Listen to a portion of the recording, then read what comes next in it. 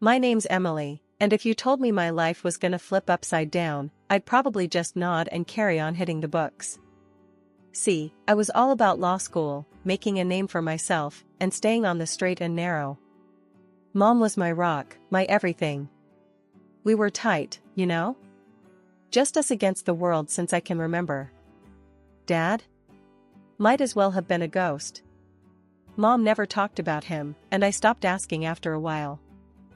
Fast forward to me hitting 22, things were looking up. Grades were solid, and I was on track to graduate with honors. Then, out of nowhere, life decided to throw a wrench in the works. Mom died in a car accident. Just like that, she was gone. I was gutted, lost, didn't know up from down. I stumbled upon this old photo. It was her, younger, happier, with some guy. And there was this note, all crumpled and yellowed with age.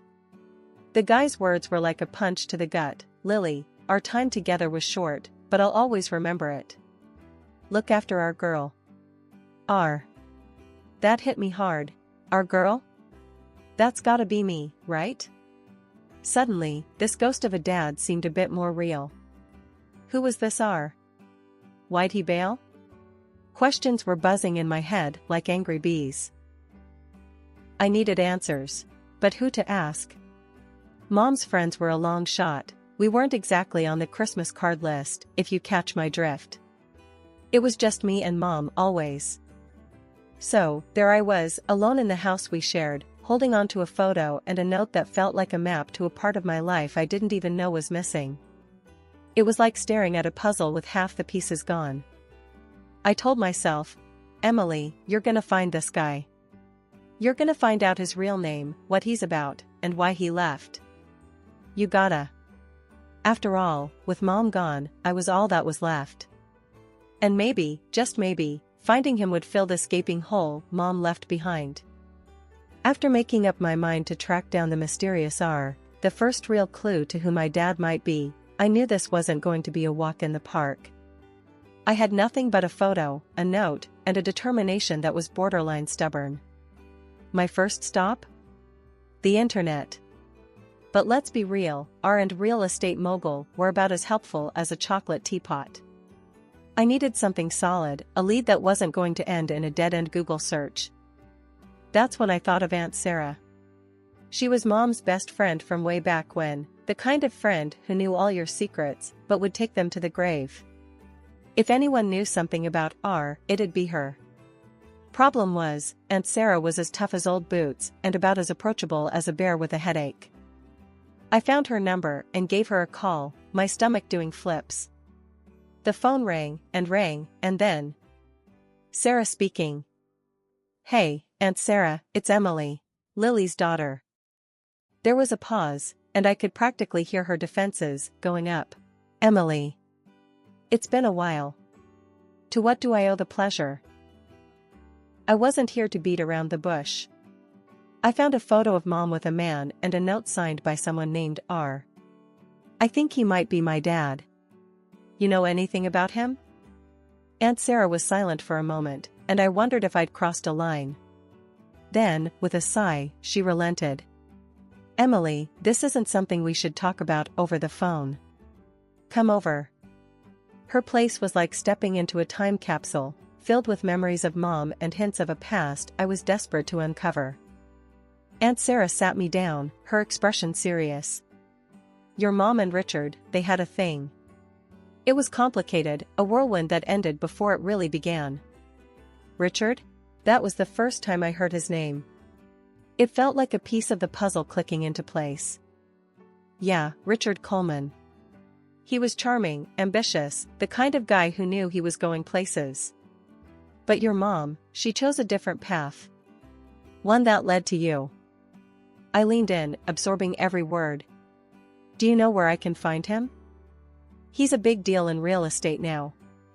Owns half the city, it seems like. But Emily, be careful. The man's got a reputation, and it's not all sunshine and rainbows. I nodded, more determined than ever. Thanks, Aunt Sarah. I need to do this. Not just for me, but for Mom too. Leaving Aunt Sarah's, my mission was clearer than ever. Richard Coleman. My dad. The guy who had a piece of my history, a piece of me. I had to meet him, had to know why he left, why he never looked for us. I roped in my best friend, Jake, for moral support. Over a greasy diner breakfast, I laid out my plan. Jake, I'm gonna find him. Richard Coleman. I need to know why he bailed. Jake, ever the skeptic, raised an eyebrow. You sure about this, Em? This guy, he could be anyone. He could be a total jerk. I stabbed at my pancakes, frustration bubbling. I have to try, Jake. I've got questions, and he's the only one with answers. Jake sighed, pushing his plate aside. All right, I'm in. But we're doing this smart, okay? No rushing in without a plan. Deal. I agreed, grateful for the backup. The search for Richard Coleman was on. It wasn't just about finding my dad anymore. It was about uncovering the truth, about understanding my mom's choices, and maybe, just maybe, finding a piece of myself along the way. The charity reception was buzzing with the city's elite, all dressed to the nines, but there I was, heart pounding, clutching the only link I had to the man I was about to confront. My friends, who'd somehow managed to snag us the invites, gave me encouraging nods as we navigated through the sea of suits and gowns. Remember, just be straight with him, Jess whispered, her hand squeezing my shoulder. I nodded, scanning the room until I spotted him. Richard Coleman, the man of the hour, surrounded by admirers. Taking a deep breath, I edged closer, my friends hanging back to give me space. Mr. Coleman? My voice was steadier than I felt. He turned, his expression one of polite curiosity. Yes? And you are? I didn't beat around the bush. I'm Emily. I believe I'm your daughter. I thrust the photo and note toward him, my hands surprisingly steady. The crowd around us seemed to fade into the background as he examined the items, his surprise unmistakable. This is quite the claim, he said, eyeing me with a mix of skepticism and interest. Follow me. His assistant, a slick guy in a suit that probably cost more than my rent, led us to a quieter corner of the venue. Richard faced me, his demeanor shifting to something more guarded. Scammers come with all sorts of stories, trying to get a piece of the pie. He started, his tone measured. Why should I believe this isn't another attempt? I felt a flare of anger, but kept my cool. Because it's the truth. Look, I'm not after your money. I just want to know who my father is. He studied me for a moment, then sighed. All right. If you're serious, we'll do a DNA test. That's the only way I'll accept any of this. Fine by me. I shot back, more relieved than I wanted to admit that he was willing to take that step. The next few days were a whirlwind. Richard arranged for the DNA test quickly, and we met again in a more private setting, away from the prying eyes of the public. Sitting across from him in a stark office, the tension was palpable. You understand, if this comes back negative, I don't want you spreading any stories, he warned, his gaze sharp. I don't want anything from you if I'm not your daughter, I retorted, my own gaze just as fierce. When the results came back, confirming our biological connection, the atmosphere shifted. Richard looked at me, really looked at me, for what felt like the first time. So, it's true, he said, almost to himself. You're my daughter. Yeah, looks like it, I replied, a mix of emotion swirling within me. What now? Now? He paused, considering his next words carefully. Now, we figure out what this means for both of us. The conversation that followed was the most honest exchange I'd ever had. Richard opened up about the pressures of his world, the constant threats and manipulation he faced. I shared my side, growing up without a dad, the questions, the void. We've got a lot to catch up on, he admitted, a hint of warmth breaking through his composed exterior. Yeah, we do, I agreed, feeling the first stirrings of a connection I'd longed for my whole life. As I left his office, the reality of it all began to sink in. Richard Coleman, the elusive figure from my mother's past, was my father. And somehow, against all odds, we were going to try and make sense of what that meant. After the whole DNA confirmation thing, Richard dropped a bombshell on me. "I think it'd be best if you moved in with me," he said, all casual, like he was suggesting we grab coffee sometime, not change my whole life. I blinked, processing his words. "Move in? With you?" He nodded, his face serious. "Yes, Emily. It's the least I can do. Plus, it'll give us a chance to get to know each other better." The idea of living in a mansion with a dad I barely knew was daunting. But then, looking at my cramped apartment and thinking about the future, I figured, why the hell not? "Okay, let's do it," I finally said, surprising myself more than him. The day I moved in, Richard showed me around the massive place. It was like walking through a magazine, everything perfect and shiny. "You'll have your own wing of the house," he mentioned offhandedly, as if it was the most normal thing in the world. "My own wing?" I echoed, trying not to sound as overwhelmed as I felt. He chuckled, a sound that seemed foreign in the vast halls of his home. "Yes, Emily. I want you to feel comfortable here." Settling in was a weird mix of luxury and awkwardness.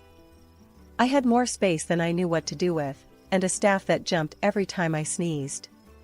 Richard and we tried to bond, having dinner together, attempting to fill in years of silence over meals that were too fancy for my taste. "So, how was your day?"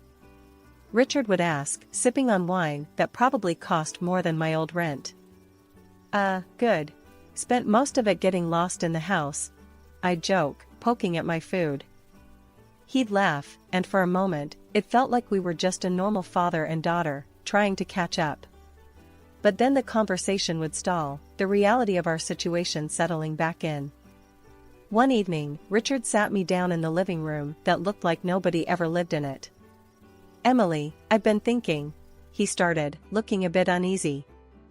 "I want to officially recognize you as my heir. It's important that you're protected." I stared at him, unsure what to say. "Protected? Richard, I don't even know the first thing about being an heir to anything." He waved away my concerns. "You'll learn. And I'll help you. It's my responsibility."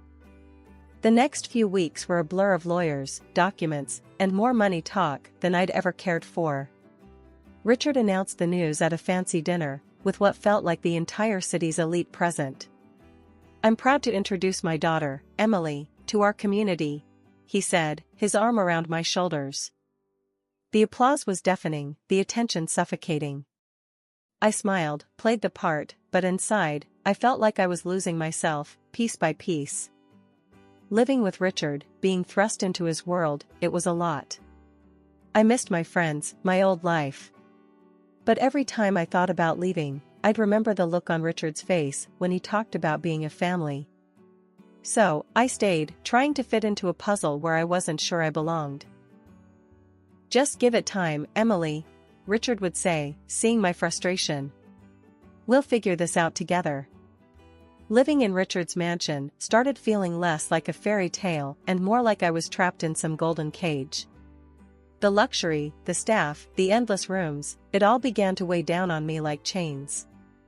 I tried to make the best of it, really, I did. But something was off, and it wasn't just the adjustment to this new lavish lifestyle. One evening, Richard and I were sitting in what you might call the family room, though it felt anything but familial, all stiff sofas and expensive art. "Emily, I've been thinking," Richard started, his tone serious as he put down the evening paper. "It might be best if you consider taking a break from college. Focus on your new responsibilities here." I almost choked on my water. "Take a break? From law school? But I'm halfway through my degree." He leaned forward, trying to sound persuasive. "I know, but it's important. You need to understand how to manage what you'll inherit."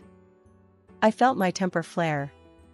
"So, what, I just give up on my dreams? For what? Sitting around this museum you call a house?" Richard's face tightened, a sign I was pushing it. "This museum is your home now," Emily. And it's not about giving up, it's about prioritizing. The conversation went downhill from there.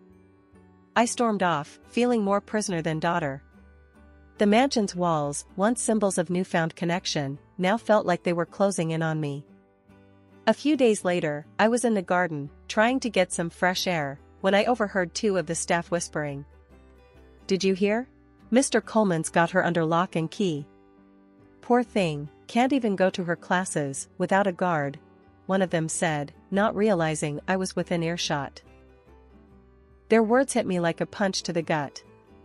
Was that what people thought? That I was some damsel in distress, locked away in a tower? That night, I confronted Richard at dinner. "Am I a prisoner here, Richard? Because that's what people are saying. That you're keeping me under lock and key." He sighed, setting down his fork with a clatter. "Emily, you know that's not true. It's for your safety. My world, it's not kind. But it's my world too, now, isn't it? And I can't even live my life, because you're so scared of what might happen." "We'll discuss this later," he said, ending the conversation with a tone that brooked no argument. But we never did discuss it. Things just got worse. My outings were limited, and yes, there was always someone from security tailing me, even to the coffee shop down the street. My phone rang less and less as friends stopped trying to reach out, figuring I'd just vanished into Richard's shadow. Things took a turn one ordinary evening, or at least as ordinary as evenings could be in a mansion that felt more like a prison than home. I was wandering through one of the many hallways, lost in thought, when I overheard voices coming from Richard's study. Hidden behind a half-open door, I listened as my dad laid it all out bare to his assistant, James. His words were a cold slap of reality, unraveling any illusion of familial warmth we might have had. "I never needed her, James. Her mother? That was nothing. And Emily, she's just a piece in this chess game," Dad confessed, his words like daggers. James, ever the sycophant, just nodded. "And transferring the assets to Emily? That's your move to block the partners?" "Exactly," Dad replied, a smugness in his voice that made my skin crawl. "They can't touch what's hers. She's the perfect cover."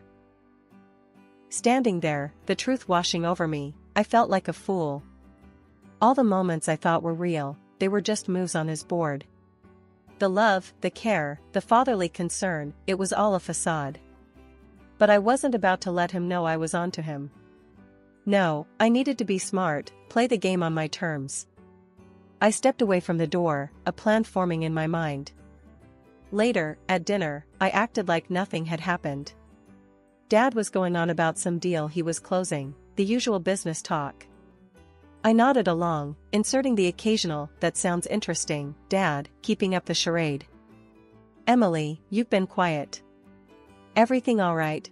he asked, his eyes scrutinizing me over his glass of wine. I forced a smile, playing the doting daughter. "Just tired, I guess. It's all a bit overwhelming, you know, the inheritance, the sudden change." He relaxed, buying into my act. "You'll get used to it, Emily. It's all for the best." I nodded, keeping my face neutral. "I know, Dad. I'm grateful, really." I started gathering information, listening in on conversations, and taking note of Dad's dealings. It was risky, sure, but I needed ammunition. James, the assistant, was my best bet. He knew the ins and outs of Dad's business, and if I could just get him to slip, to give me something tangible, I'd have a shot at breaking free from this gilded cage. One afternoon, I found my chance. James was in the library, papers scattered around him, looking more frazzled than usual. "James, can I help with anything?" I offered, my tone casual, innocent. He looked up, surprised. "Oh, Emily, no, it's just some boring paperwork. Nothing you'd be interested in." I smiled, inching closer. "Try me. Dad keeps saying I should get more involved, learn the ropes." James hesitated, then shrugged. "Well, there's this contract negotiation, that's been a headache." Your father's trying to outmaneuver his partners, keep them from claiming more than they're owed. Bingo. Sounds complicated. Dad's always one step ahead, though, isn't he? James chuckled, letting his guard down. Always. He's got a knack for finding loopholes, protecting his interests. Like making you the primary heir, for instance. Genius move. I filed that away, every piece of information a weapon in my arsenal. Yeah, Dad's full of surprises, I said, my voice laced with a bitterness I hoped James didn't detect. I reached out to the one person I knew could help me navigate through this mess, Professor Harris, my law teacher and someone I deeply respected. I waited until the mansion was quiet, ensuring no one would overhear our conversation. With a shaky hand, I dialed his number, my voice barely a whisper as I explained the situation. Professor Harris, it's me, Emily. I need your help, I said, my heart pounding in my chest. Emily, what's going on? You sound distressed, he replied, his voice laced with concern. I took a deep breath, steadying my nerves, before I spilled everything. My dad, he's been using me. It's all a sham, to protect his assets from his partners. I need to expose him, but I can't do it alone. There was a brief pause before Professor Harris responded, his tone now firm with resolve. Don't worry, Emily. We'll gather the evidence you need. I'll reach out to some contacts, journalists, private detectives, and even those business partners your father is trying to deceive. We'll bring his machinations to light. With a plan in motion, I felt a spark of hope for the first time in weeks. I started to collect evidence from within the mansion. It was risky, but necessary. I photographed documents when no one was watching, capturing contracts, agreements, anything that could prove my father's deceit. I also managed to secretly record audio and video of conversations where he detailed his plans, unaware that his own daughter was about to turn the tables on him. 2 months passed in a blur of secrecy and silent rebellion. With each document photographed, each recording captured, I moved closer to my goal. Professor Harris was a constant support, guiding me through the legal nuances and ensuring the evidence we collected would hold up.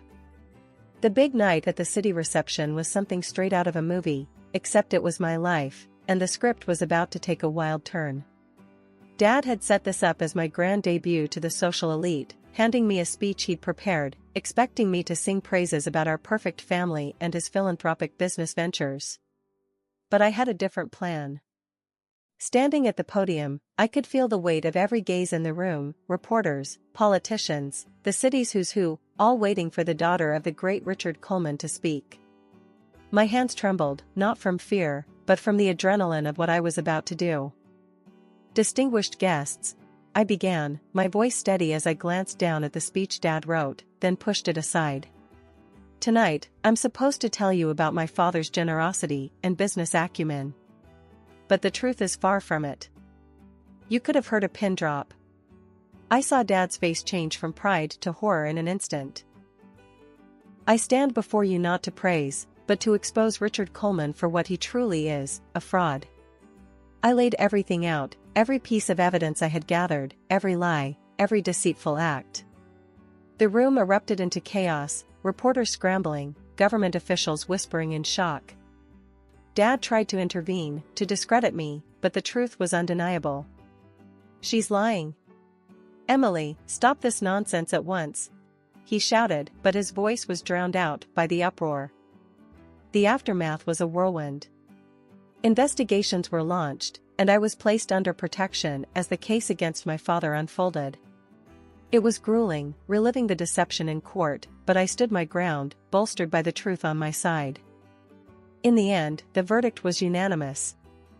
Dad was found guilty of fraud and sentenced to prison. It was a bittersweet victory. I had exposed the man I once looked up to, but in doing so, I'd freed myself from his shadow. I, as his only heir, was entitled to most of his property. But the wealth felt like blood money, a reminder of the pain he'd caused. I decided then and there that most of it would go to charity. I wanted no part of his ill-gotten gains, except what was needed to start anew, on my own terms. The trials, both legal and personal, had taken their toll, but they also paved the way for a new beginning. A leading law office in the city, impressed by my resolve and legal acumen, offered me a position as an assistant lawyer. It was my chance to rebuild, to make a difference in a way that was honest and true. As I stepped out of the courthouse, the sun felt brighter on my face, the air fresher. I was free from the cage, my integrity intact, and a future that was mine to shape. My fight for freedom had cost me much, but it also gave me something invaluable, a sense of purpose and a clear conscience.